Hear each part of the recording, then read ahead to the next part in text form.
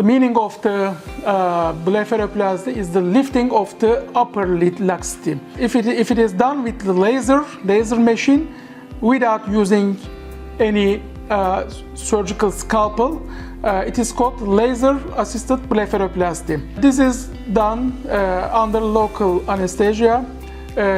Laser energy is used in all steps of blepharoplasty. We can use from the beginning till the end without using any knife, any scissor. The laser energy is used to cut the skin and address the loose muscle problem, opening the orbital septum, and generally the fat herniation is another accompanying problem. So all the steps can be corrected with laser without cutting, without bleeding, with the physics of laser beam. All the problems can be addressed in one time. One more time, the procedure is a bloodless procedure. No bruising, no swelling. The healing time is so shorter than the classical one.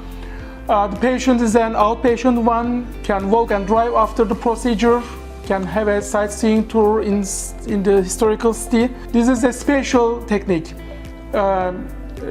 Really, the patients now is seeking for a minimum invasive, minimum traumatic one. So this technique responses all the patient's needs. Today we did an upper laser blepharoplasty. The patient was an aging one, was an elderly patient, a male patient. He has a really severe laxity of muscle and skin, and some fat herniation at the inner part of the eyelid.